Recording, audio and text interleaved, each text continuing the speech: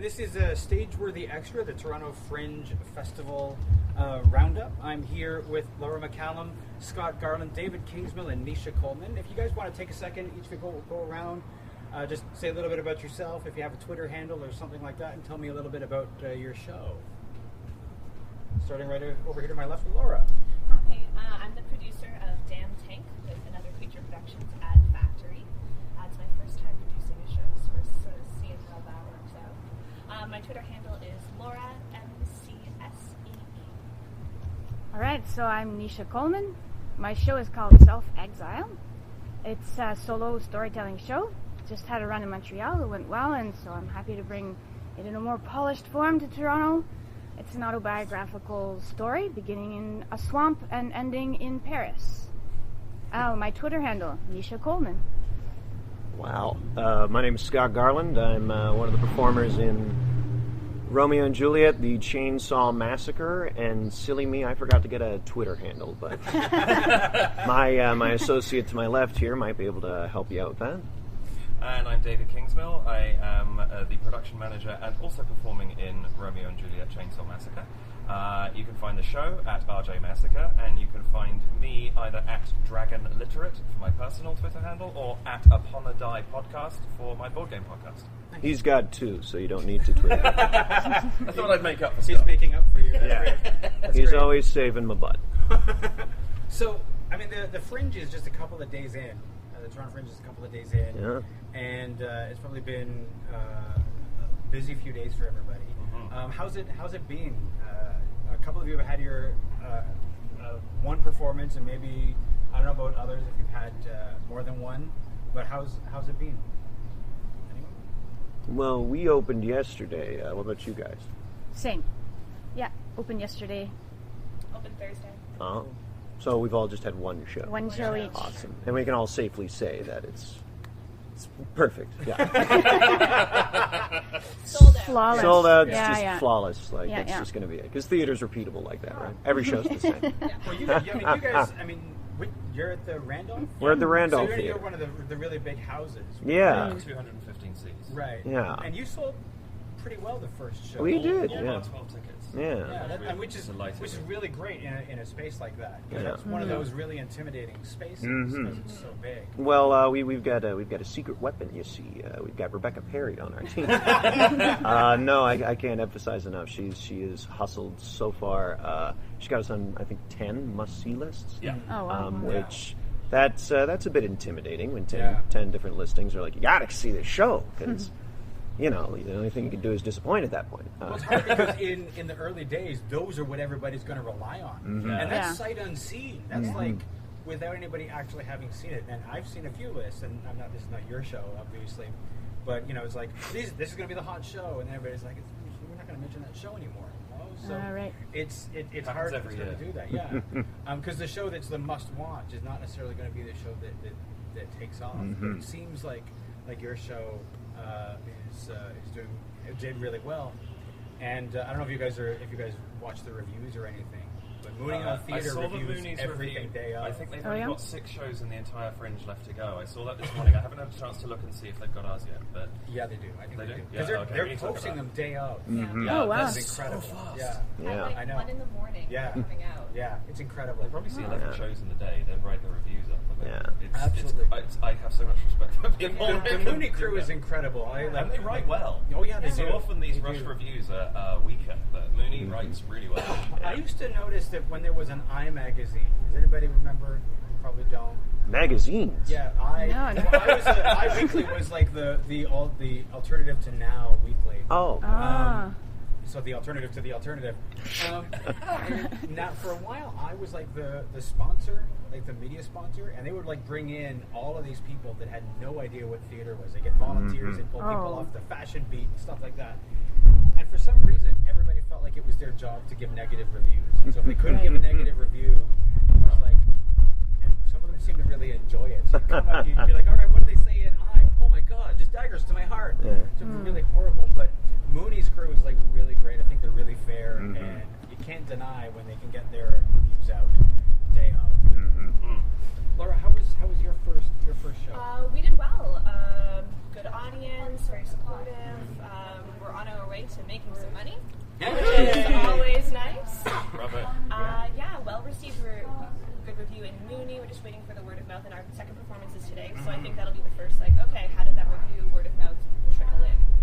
What time is your first show today? Is your show today? It's 3:30. 3:30 in the afternoon? That's 3:30 in the p.m. Well, don't worry. This is going up today. I'm going to take this home and edit this. It's going to be a day of thing. So when people hear it, they're going to hear this. You're competing with Mooney. That's what you're doing. Well, there's no way I can compete with Mooney. I have to edit and put it up. She's just You mean you on your own can't see 148 shows? Look, I can't even see a show a day right now. Because with work and my own show, it's like I'm trying to see as much as possible. Nisha, you're coming from outside of Toronto. Yeah. So you don't have. This is your first time performing at the Toronto Fringe, right? Yeah. How is that coming into to this particular Fringe? Well, the learning curve is quite high because I've never even done a Fringe festival. Like I did Montreal Fringe, and that was my first Fringe ever. Yeah. So I'm a real Fringe rookie. So Montreal Fringe, I was like, okay, this is how the Fringe works. But now it's not. That's how the Montreal Fringe works. Then I come to Toronto, and I really do feel like Dorothy. Like, this isn't Kansas. Yeah. Like, there's a lot more rules, and I'm trying to figure out and navigate through that. What do you mean the bars are closed before 4 a.m.? What's going on?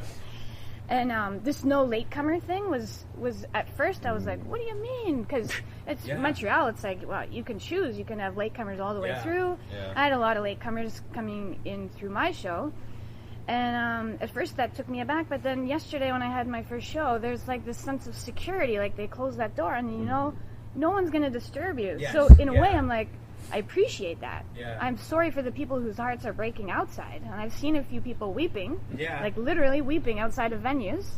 But as a performer, I was like, that's the first time I'd ever felt completely safe. Yeah. And my show starts in a blackout. So when people come in, it's like, oh, damn it, I'm revealed. Like I'm on stage, but I don't want them to know I'm there. Yeah. So in a way, I kind of like that role in hindsight. Yesterday I didn't, but now I do. It's a little bit shocking because, I mean, like I said, like you're saying, Montreal is a little bit more of a lax policy. Yeah. Where you can either, you could say when you want your latecomers to come in, like all the way through. To this 10 point, minutes or whatever. Yeah. But I kind of like the no latecomers thing. I find it as really a performer, distracting. Yeah. I get it. How has it been promoting your show in a place that you don't know so well? It's tricky. I don't have the same platform. I just won the best English production in Montreal Fringe for Self-Exile. So I'm kind of using that as a way of like opening a discussion about the show because it's not in the program because it's brand new. So I couldn't promote it that way originally, but now it's on my flyers and it's a way to open a discussion and hopefully get people to come to my show who don't know me because I have a platform in Montreal, but not so much in Toronto. I'm a little bit in the storytelling circuit, but I mean, it takes time, and so I'm doing my best. Yeah. And Montreal is a month-long affair, is it not? No, it was... Technically, yes. Technically, yes. Montreal does a lot of stuff leading up to the theatrical part of Fringe. They consider that all part of Fringe. Oh, okay. But the artists don't show up until the theater performers don't start doing their thing until that last 2 weeks of their month-long festival. Oh, okay. Yeah, and there's the off Fringe, so that starts actually before the official Fringe. What the hell? And there's like parties and special performances, pre-Fringe, and there's all kinds of stuff. If you guys have never done the Montreal Fringe Festival, it is the party favorite. I've heard stories. Yeah, it is like they do this thing called the 13th Hour, which starts at 1 o'clock in the morning. It's a talk show type thing where they'll have like people doing excerpts from their show, maybe being interviewed about their show, and that lasts an hour. And then there's a 2-hour dance party that follows it, and so you leave as the sun's coming up or whatever, and then you do your shows sometime in the afternoon the next day. So it's pretty intense. I thought all Fringes were like that, but well, it fascinates me because I did my first Fringe tour last year. I grew up on the Edmonton Fringe as opposed to the Edinburgh Fringe. Not as impressive, sure, but go Canada. I don't know, it was the second largest until I think Adelaide just took up. Yeah, go to hell, Adelaide. we had one thing going for us. But what fascinates me is the difference from fringe to fringe to fringe. Yeah. Absolutely. Yeah. And just kind of the relationship of the entire national fringe circuit. Like the lineup, like, I know a lot of people were just like, what do you mean Toronto Fringe is on Canada Day? What's going on? Yeah. It's like, what are you doing, Toronto? It's like, well, that was kind of like a national decision, man. Like, the people from Montreal want to come to Toronto afterwards, and people from Ottawa have got their own kind of tour to go. So all the ducks getting in line for that alone. But similar situation, like Ottawa has this beautiful thing where they do a preview night before the entire Fringe Festival, where you get to just do a little excerpt. And we were out of towners. We did 3 Men in a Boat. And we didn't know anyone, so we just showed up and did like 2 minutes, and suddenly everyone was like, gotta see that show. Yeah. Nice. Look at those handsome men, especially that guy with the receding hairline. Montreal does a similar thing. They do sort of a preview night. They call it the Fringe for All. And they do one for local, and then right before the Fringe starts, they do one for the out-of-towners. Oh, They do okay. the out-of-town Fringe for All. So everybody gets a chance to do something like that. And Hamilton does something. But it's not, there's a lot of fringes that don't do things like that. So it's really hard to... As Scott alluded to there, when I was saying before, I cut my teeth on Edinburgh. And what's interesting there is you often get the venues will have their launch party, and when they do their launch party, they will do previews from select shows that are at that venue. It's impossible to feature everything there, of course, because you've got 3,400 shows happening in 3.5 weeks. Yeah. God. But it's, you will still get to see a proportion of what's going on there.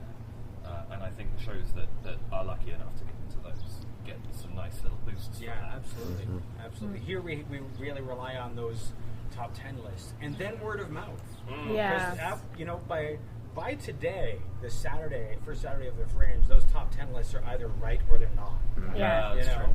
And there's no way to know. Yeah, but I mean, also that's part of a kind of like the inevitable larger part of trying to make like a risk-taking venture such as the Fringe a little bit more accessible to people. Like we always say, like go see a Fringe show, and like you should see something that you want to see, something that you know someone in, and you gotta see something that you know absolutely nothing about. Yeah. Don't Yeah. read a synopsis, just stumble in off the street. And I mean, our friend Victor, he just recently did a drunk history of the Fringe, and something I didn't know was that one of the greatest plays to come out of Edinburgh Fringe was, in fact, a little-known play called Rosencrantz and Guildenstern is Dead. Right. Yes. And that was a huge like Fringe flop. Like it opened to like 7 people, and two of which were reviews were like, "Well, this is terrible. They're talking funny and like, oh, I hate it." And then from it, you get one of the greatest pieces of dramatic literature from the 20th century. Yeah. Study it. It's Yeah. like, yeah, you get that at the Fringe. You can only get that at the Fringe. Yeah, absolutely. Absolutely. It's funny because you do have all of these different. Each Fringe has its own flavor and its own way of doing things, and it's hard to figure out, to navigate the tricks, because Toronto Fringe has different rules than say the Montreal Fringe and things like that. For example, the stage manager rule. I know people get completely screwed by that. Like, oh yeah, That in surprised most other me. fringes, Yeah. you don't have to have a stage manager. You can show up, and the tech will run your show. Yeah. In Montreal, the tech will run your show. In most other cities, the tech will run your show, but not here. Yeah. And so you can show up, and if you haven't prepared for that, you're I'm glad that I established that rule before I got here, because I saw that and I was like, oh, I don't need one. Mine's not tech heavy. And then I talked to someone else. They're like, no, you better get someone right away. Do you like doing your show in the dark? Well, you better go. If your queue is lights down, you better have somebody to call that, which is like one of the ways they do things here. Right. So, you guys, in terms of the promotion for your shows, are you finding any particular tips or tricks that are working this year? I mean, you guys are I don't know how much face-to-face promotion you guys have been doing for the Chainsaw Massacre, but well, fortunately, we have a lovely production team. For those of you who can't see, because this is a podcast, I just put my hand on David's shoulder and winked at him, lovingly into his beautiful eyes. No, we really, Rebecca and the entire team have very much embraced the social media aspect of it. But also, leading up to, there's a whole bunch of live events and again, this is an advantage of like producing locally, is leading up to Fringe, because so many shows are going on and people are in rehearsal. Like we went to a lot of live events. There was a fundraiser, the marriage of the Attic Arts Hub with the Box. They would just show up and do a bit, so we did a bit. We went to the Ossington. I know on the Wednesday there was kind of an opening to do, which we sadly missed. But I run a monthly event called Sing for Your Supper, which will actually be here at the Fringe Tent this Monday as part of Storefront Theatre. And it's literally just a whole bunch of artists come into a room and cold read scripts. And at one point in the night, we'd get them all on the line and be like, well, are you promoting a show? It's like, yes, I am. I have 30 seconds, go. And the thing we kind of emphasize is nobody's making money. Nobody's making money here today. All we have is our art, and all we have is our community. And so word of mouth is so important. And so you saw me read this script, so come and see me again, do something entirely different in an accent and a wig. It's great.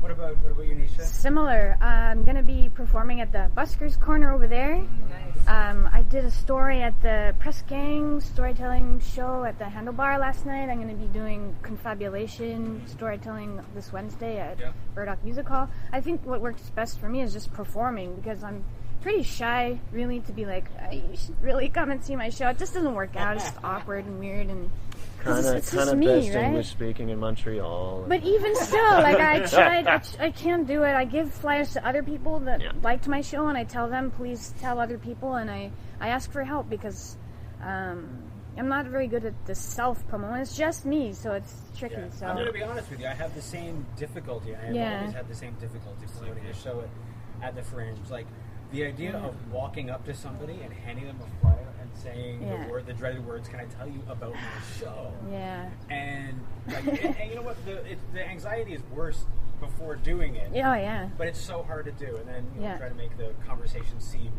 natural and stuff like that. It feels like in-person telemarketing. Like, I always feel like I'm interrupting people's conversations in line. Yeah.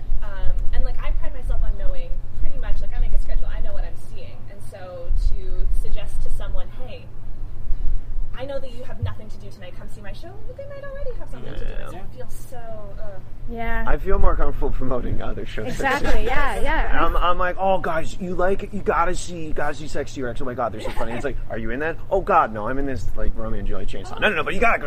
And I think people, sorry, David. Sorry.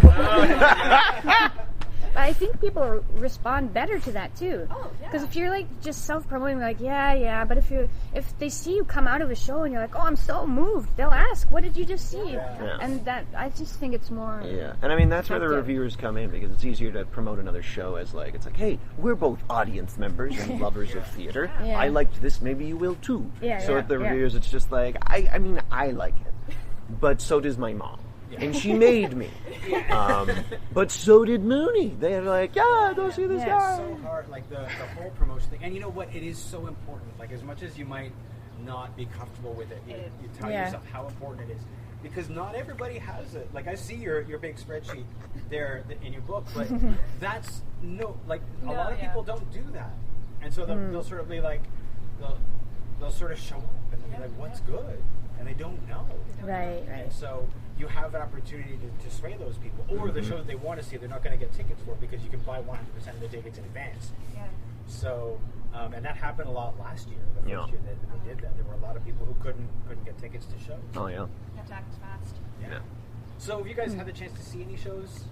Yeah. Is there what have you really liked that you've seen? If you can see bright lights. Did you get a chance to see it? Yeah, I saw it opening. I got the last ticket. They only had 12 at the door. Yeah. It was worth it. It was so worth it. Really good, and the audience loved it. I was really interested by the audience demographic. I still think of Fringe as very much like a young person's festival, and average audience member was at least 35 or 40. Yeah. Probably from the Tarragon crew that enjoyed seeing Cat Sanders play this last season. Actually, it's also fascinating because you've got three groups of Fringe veterans all together. Absolutely, yeah. Orange Ass, Peter and Chris, Cat Sandler, like theater brouhaha in general. Exactly. Amazing stuff. Tom McGee is an amazing producer, and dramaturgical work is just phenomenal. Yeah. Have you had a chance to see the Shaky Shake and Friends? Yes. Oh. Yeah. The other Shakespeare play. Well, there's only a couple this year. If you don't know, Shaky Shake and Friends is like Shakespeare for kids with puppets, like retold by puppets. That's cute. And they've been doing it so many years, and it's really like brilliant they stuff. reduce it down. They do it with song and dance, and there's usually like a huge moral takeaway that they really try to impart on the audience. They're amazing. And again, Fringe veterans, but a recent review actually pointed out really nicely was this puppet adaptation of Twelfth Night is actually probably a clearer communication of the text than a lot of just straight productions. Like, obviously they're making it more palatable for new audiences to come in. They did Hamlet last year, which is my favorite one they've done so far. So I'm very much looking forward to it this year. And my friend Graham Black Robinson helped work on some of the puppets. So I love them. I love everyone in that crew. I think it's great for people who don't like Shakespeare.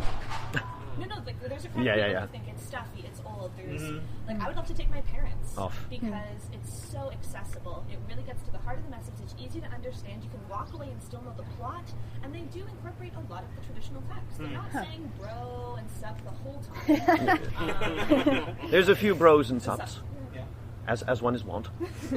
I believe Shakespeare invented sub.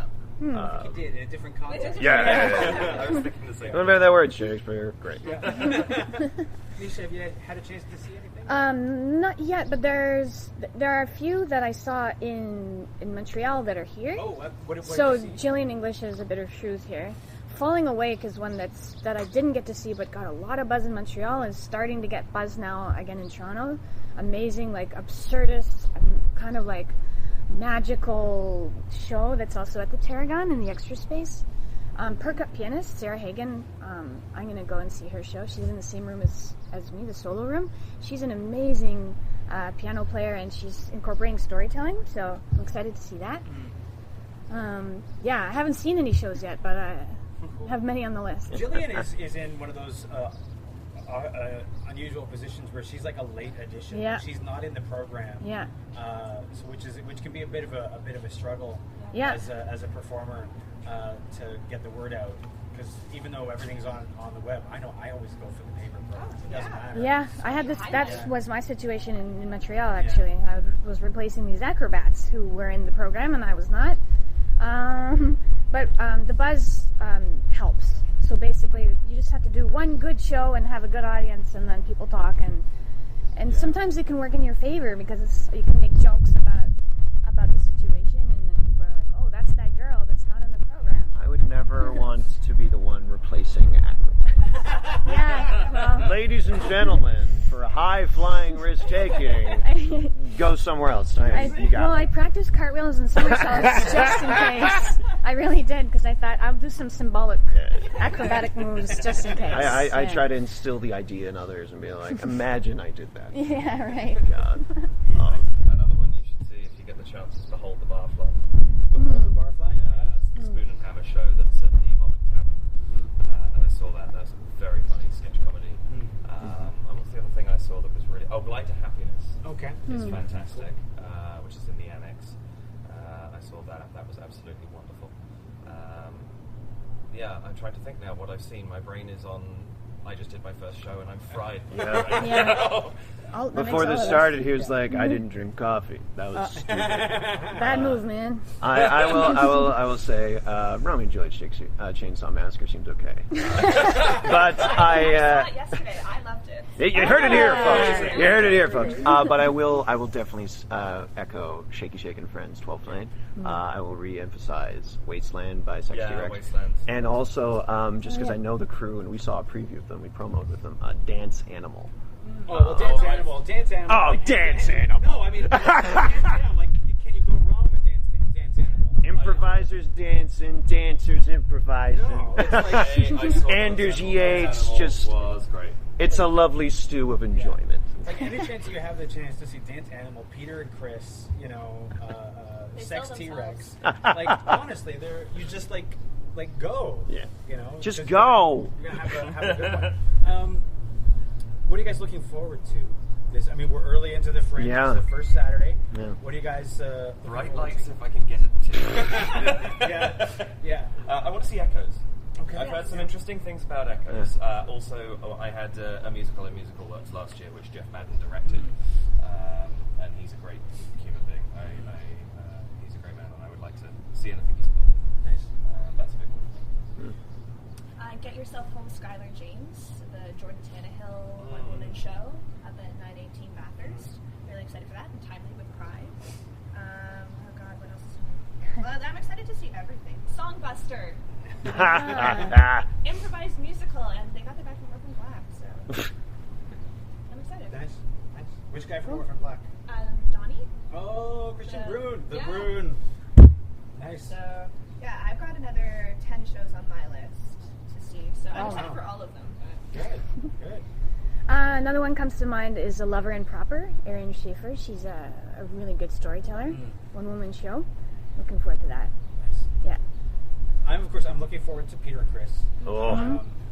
I am looking forward to Exterminating Angel, which is a dance show. And I don't usually do dance shows, but I've got on good authority that it's not what I'm expecting from dance. So I'm really interested to see it. And also, what's the space opera one? The space musical? Pirate Queen of the Stars. Yeah. So that I'm looking forward to as well. I saw that yesterday. Actually, that was good fun. Nice. It's somewhere I read somewhere if you like cheesy space stuff, this is great to see. On Twitter, I think, and actually I think that's very apt. There's a lot of sci-fi puns in there. It's fun anyway, but if you're a sci-fi nerd, there's a lot of little in-jokes and things in there that will go down very well. Nice. Oh, man. Oh, God. I'm actually looking forward to peeking in at Folklords. I caught them last year during the tour. They got an interesting format. They're a duo improviser team, but what they do is their format is one part classical Chekhovian play, one part creation myth in the Aboriginal storytelling fashion, and one part like extreme movie genre. And then they mix it all together, and then they just do it on stage. That and I'm looking forward to just seeing a show on impulse. Like, I once in a while I'll see a show, like I pick a beer, I'm like, I like the sound of that. Yes. Flying monkey, purple butt. Yes. Put that in my mouth. I'm just looking at the Fringe wall now, thinking, well, Yeah. actually, bite-sized caught my eye. Yes. The idea of 18 plays in an hour. Yeah. I think it's always interesting. Limitation, I was talking to, because you can't have wet blood in the Fringe. Right. You can't have, there isn't enough time to pump stuff up. Which So was great for our show. Yeah. When you're killing people with a chainsaw, that means you have to think outside the box. And I was talking to one of the cast about this, and limitation breeds creativity. Absolutely. It's a phrase that comes up, and the idea of being stuck to a 3-minute play. I think I've written a 5-minute monologue once before, and it was a really interesting challenge, and I'd be fascinated to see what 18 other people have come up with. So I would, I don't know if it's actually 18 individual playwrights, but however it works, that caught my eye. Just even from a technical perspective, like seeing them get in, get out, get in, get out, over and over again. Yeah. And it's the epitome of Fringe, isn't it? What can you do with almost nothing? Yeah. I put the musical I did for musical works I did at Edinburgh the year before, and I had no budget whatsoever, so my set was a load of boxes that we just stacked in different weird ways and things like that. And I just, the less you have, I think sometimes the more interesting you can be. Sometimes. I mean, I was talking with Sex T-Rex just last week about The Wasteland. I was like, so, their inspiration is, Mad Max. I was like, so how do you take a movie that's based on car chases and put that on a stage? And they're like, we don't think about that when we write the thing. We have to figure that out like afterwards. And they come up with like different ways of doing it. Like Some of their they do it swordplay really stuff, well. Just beyond just being entertaining and hilarious, like the spirit of their storytelling style, it makes every part of me happy. Yeah. God, and like I've dabbled in non-actor constructed theater, puppetry, mime, that kind of thing, and they mix it all together to be like the purest form of the spirit of storytelling. It's beautiful. It's beautiful. Yeah. They'll make you fall in love with like just a prop, and you'll be like, why? Yeah. Why did you make me fall in love again? I always find like when in theater those simple special effects, like in back to Sex T-Rex, the Watch Out Wildcat, they have like a chase on top of a train. How do you do that? Right. You use your fingers and on top of like you'd the be train brilliant while it's performers. moving. That's how you do it. Brilliant. Well, it's so good. Yeah. So what are your plans for the rest of Fringe? Aside from shows, aside from everything else that you're doing, how are you navigating the festival? What are you planning to do? Are you planning to stay at the Fringe tent every night and drink like so many people, or are you doing Like, what are your... I can't. I'm too old to do that. I can't do that anymore. Well, I was leaning just on that wall over there last night. Probably. No, this is the last time Fringe will be at Honest Ed's. So Yeah. No, That needs a bit of celebration. yeah. I don't know. Shows. Get some buttons I kind of made. Think, honestly, it's I've because we've now done the first show, I can switch my brain a little bit, not entirely, but mostly off production mode. Yes. And focus on the Fringe now and being an actor and engaging with other people. So I think my plan is to make a plan. Mm-hmm. Yeah. Yeah. Please. I'm taking 2 nights off to see the shows that have chosen to go up during the Fringe that are not Fringe shows. Oh, So I'm nice. seeing Yeah. like a Hogtown experience at Campbell House. Hogtown's wonderful. Yes, I really enjoyed it in January. Good title. And then asking for it, the play reading with Christine Horn of the Jian Gomeshi play. Oh. Or the response to the Jian Gomeshi trial. So Yeah, we're doing the that workshop, for 3 yeah. nights, next weekend. So you gotta still participate in the other Toronto theater. I'm not good at that. When I'm like 100% Fringe. You're I'm 100%. like, Yeah. Yes, I am. I try. I mean, I don't know if Jem Rolls is here this year. He's not performing, but I saw him yesterday. He's around. Because watching him promote his shows Right. is like a masterclass in how to promote a show. I've heard that, If yeah. only because he doesn't stop. Like, he is a constant rotation of every venue, hitting every line at all hours of the day, and I don't know how he does it. Because I don't have, like, again, it's that whole, like, walking with people and talking about the show thing that I have so much trouble with. But he's awesome to watch. Right. Do you guys have, like, so now that you're turning your head away from the, like, that production thing, you've got your first show under your belt, how are you approaching, what's changed in your approach to self-promotion or to the Fringe in general? I go back to trying not to promote myself. No, essentially I'll go up to gotta see this show. Like, there's so many great people in it. I mean, like, don't come for me, come for them. Like, David Kingsmill shows up in a hat, and it's a beautiful hat. It's wonderful. It is a spectacular. It's a lovely hat, and I believe mean, that. like, I guess Shakespeare's Wait, okay. your hat has a feather in it. I think your hat I is have my hat. I have 2 hats, one of which has a very impressive feather. But no, I kind of shifted towards that. You know, it's better to. And I mean, we got a cast of 12 people, so I can be like, check out these 11 amazing artists, and one guy who just gets to show up and hang out with them. It's great. And steal the things. That's a pretty big cast for a Fringe show. Yeah, you're telling me. I mean, I imagine, I haven't seen it yet, but I would imagine, like, the Fence has a bigger cast, I think. The Yes. Fence shows are gigantic, but I don't suppose there's many out there. Yeah. Who would be so foolish? Who would do a large show at Fringe? Yeah, that's a slightly crazy It thing. happens once in a while where you have Yeah. like a big show, and Yeah. I don't quite know how that works. You know? Neither do we. We're still discovering. We'll see if the reviews say it does work. Yeah, I think a lot of self-promotion kind of stays the same. I mean, it's always good, somebody say, "Oh, what show are you in?" You kind of, it's almost like an automatic response to hit the 20-second pitch. Yes, of course it is. that you've Yeah. got. But also, there's at least, I think, 4 of us in the company who have the show's Twitter on our phones. Right. So, you come out of a show and somebody else might be in a show, so you just check your phone quickly, and if somebody says something cool, you retweet it, you reply to them, or you shout out a show you've seen. There's word of mouth tickets. And we're going through a tunnel. We're going. Oh God! They're coming for me. And something to reemphasize what the winner of the Best Canadian English-speaking play at Montreal Fringe said in terms of kind of embracing kind of the awkwardness of a situation. Yeah. So I like to be like, hey, let's trade pieces of paper that we might never get again. Right. Can I tell a slightly off-topic story? Of for a course, second? yeah. There's a wonderful story. This is one of the favourite stories that is told at the Edinburgh Fringe by the Fringe Society, the participants team. And it's, in my opinion, just a gold star of self-promotion. It was a guy who was doing a one-man show, and he put it up, and The Guardian, which is one of the national newspapers in England, came to see his first show, I think, and gave it a 1-star review. Oh, no. They absolutely destroyed it. And I think it was the very next day, everybody was walking around, and every single poster for this guy's show had written on it, Guardian says, a star. Completely true.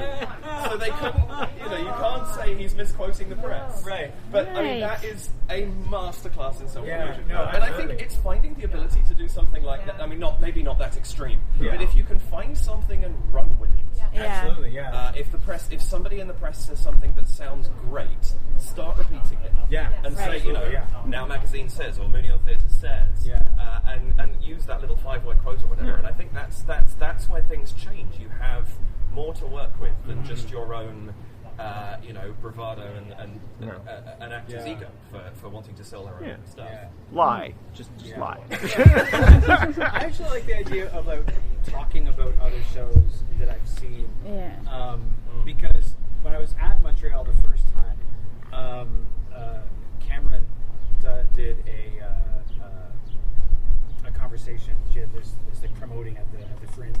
The first thing that she says, there's audience enough for everyone.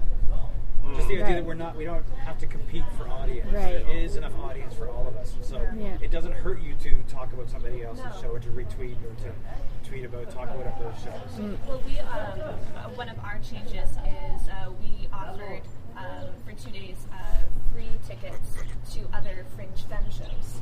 Oh yeah. Oh, nice. We were like, we're going to come see you, but we want to make it as easy as possible for you to see us and really support them, because they had a great networking party here the first night for opening for Fringe Femme. And I think it's a lot of transitioning. We did so much for print advertisements, Facebook monetization, postering and whatnot. Very distanced from the audience. We just put it out there, weren't really talking to anyone, and then it's like, oh yeah, we actually have to talk to people. So we're cranking out the tank. We're going to be taking the tank through the Fringe now, bringing it to the tent every night, and hopefully that'll get people talking. What would the physical tank? The physical tank? The physical damn tank. Wow. Okay. How big is this tank? Just out of curiosity. It's an oxygen tank. Okay. Okay. Had a very different image in my mind. I've got the golden eye bursting through the wall stuck in my head right now. But hey, that'll get a certain demographic out. That's so. true. Certainly, That's yeah. true. I do like. I would like to coin. You should coin the phrase "crank out the tank." There's the new hashtag. Yeah. Hashtag crank out the tank. Yeah. What do you think about? I had an idea in my head. I was going to say something, and it's gone. And then you totally cranked out the tank, Cranked out the tank. and it's gone, man. It's gone. Yeah. We will play the procrastination song. Let's not play the procrastination. The thing I love about Fringe is the thing I love about Fringe is all of the opportunity to see stuff, and I want to thank you guys for talking about stuff. Does anybody have any final words before we end for today? I would echo what Scott said, and if you're listening, I would encourage you to also think of genres of theater that you normally don't get a chance to see. So, like, I make sure I see an improv, a dance, a puppet, but then also something with a friend, something without a friend. And I would also encourage everyone to see something by yourself, because I think a lot of people rely on going to theater with friends. Of course, it's a community experience, but if your friends say, I don't want to go by yourself. Be proud of your choices, commit to it, and you might meet someone new and end up, by going by yourself, talking to someone that you've never spoken to I before. actually enjoy going to see shows by myself, because then it's just, sometimes it's fun to see stuff with friends, but like if you're trying to see something that you wouldn't likely see or that your friends would likely see, it's great to go by yourself, because then you only have your thoughts, not somebody else's, like, I don't know, inline negativity or something like that. And then you're there with other people who actually wanted to be there. Exactly. Yeah. I think 3 times so far this Fringe, I've either overheard or someone has said directly to me that they haven't gone to see a show they had a chance to see because they had no one to go with. And my total answer to that is, why didn't you go by yourself? Yeah. There's nothing wrong with it. It's not like it's a source of shame or It's something. not a law. It's actually, I was talking to Rebecca about it, and she quite correctly said to me, it shows that you're supporting the theatre, regardless. And I enjoy going to see shows. And I mean, in the vein of not being swayed by other people's opinions, just for a perfect example, I have been privy to being in a show that got at the same time, a 5-star, a 1-star, a 3-star. to which selling that was fun. Right. So it could be anything. Enjoy. I would say too that Toronto's a really open city. Like, I'm just having fun meeting a lot of people. So like, I've met people at shows too. Like I mean, there's a lot of people that are also going to shows alone, or you meet a couple of people, and I already have a bunch of new friends. I've only been here for 2 days. So that's what I'm going to do, make new friends. That's a great thing to do if you're in a city you're not familiar with, especially when you're here, like basically by yourself. Yeah. To meet people both in line at shows and also at the Fringe tent. I think that could be an interesting initiative for Fringe in coming years, is like a Fringe buddy system. Like, you want to see a show and you don't have anyone to go with, like, I have no idea how they would coordinate that. Like, I don't know either, but you know what? That's a really great idea. It could be an app for that, right? Yeah. You know, that could very looking well for be someone else who wants to see this show at this time. We'll meet up. Or even just having a little, like a flag or something. Like if you're just saying I'm here on my own. I'm here on my own. Come join me.